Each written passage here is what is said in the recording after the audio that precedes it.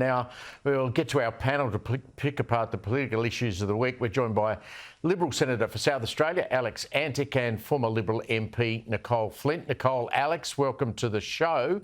Let's start with something Peter Credlin, speaking of Peter, wrote in The Australian yesterday. She argued why the last thing the Liberal Party ought to be doing is moving further to the left to pick up teal votes, like Liberals Malcolm Turnbull, Andrew Bragg, Bridget Archer and others have been arguing. She cited several figures from an ANU study that makes her point very clear. She said less than 1 in 5 teal voters previously voted for the coalition. I must say that surprised me, and she concluded climate policy might have hurt them in the richer seats but turned teal, but climate and the environment were not the most important election issues last time. Even taken together, climate and the environment number one for only 17% of the audience. Senator, to you first. Peter's pretty right, isn't she?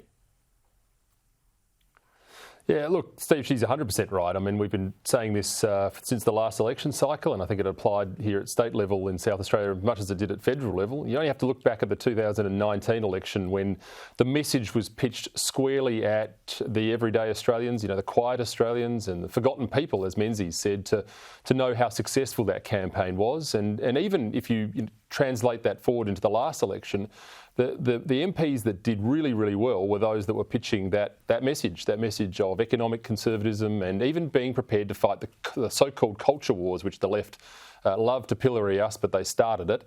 And you see that in places like Herbert, where Phil Thompson had a 9.9% swing to him simply because he flew the fag for real Liberal values.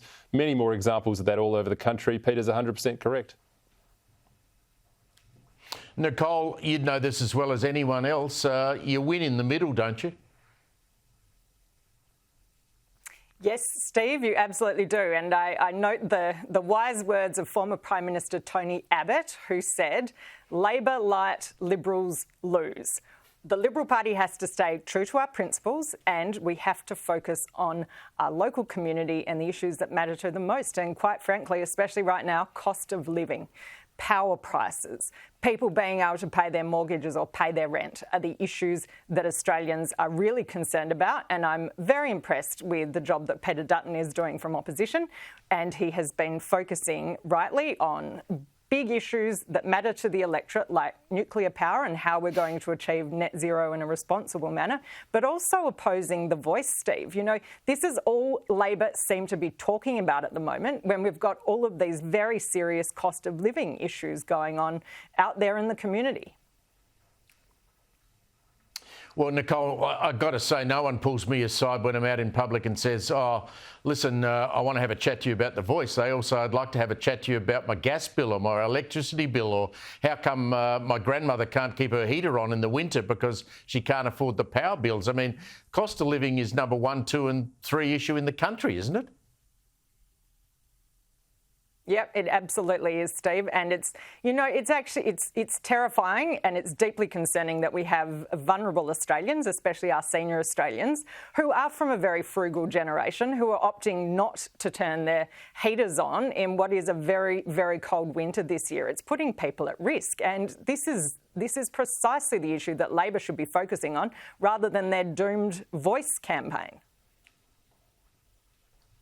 Alex, in South Australia, my old state, I was surprised to read this week that a court case has gone against the idea of having a nuclear waste dump near Kimber because of objections from Indigenous community there. I mean, of all the places in the world where you could safely erect a nuclear waste dump, South Australia would have to be at the top of the list, wouldn't it? Yeah, well, you would think so. I mean, we're geologically very stable. We've got the tyranny of distance, which in this case is a good thing. And we had a willing community in Kimber largely, I think, that wanted this there and wanted the economic benefits that flowed from it. I mean, the problem we're going to face here is that the ANSTO site at Lucas Heights now is going to run out of space for this material by about 2028, they report. And let's be clear about this. We're not talking about drums full of green, oozing, toxic waste like you see in The Simpsons. That's the message that's been kind of used by the left, I suppose, to scare the locals. But in reality, we're dealing with very, very low-level medical waste, the sorts of things you see, like gloves and gowns and those sorts of things, the sort of stuff that people need, by the way, for nuclear medicine.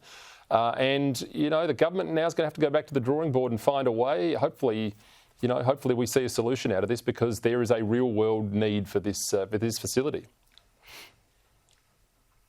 Nicolle, we saw at the top of the program even federal Labor politicians are now having a crack at Dan Andrews. I mean, it's been a complete disastrous week for him over this Commonwealth Games debacle. Anastasia Palaszczuk, I mean, she's saying that he's got it all wrong. I just wonder, I haven't heard a lot from Premier Malinauskas in South Australia. I know he said he won't bid for it, but given Adelaide's got all of the venues built and ready to roll, I would have thought my old hometown might have thought quite seriously about putting their hand up.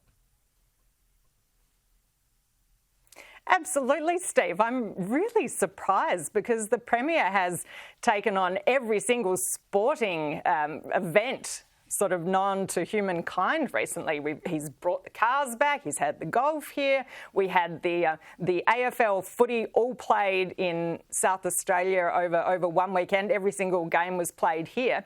So I am very surprised, and it's really disappointing. Look, I think this is an absolute national embarrassment for Australia that Dan Andrews has done what he has done with such short notice to the Commonwealth Games Committee, and he should be ashamed of himself, really, and his Labor colleagues should be going harder. And I hope our Premier of South Australia does decide to bring the Games here, because really then it would cap off what's been a pretty busy time with all the major sporting events. I think it would be fantastic.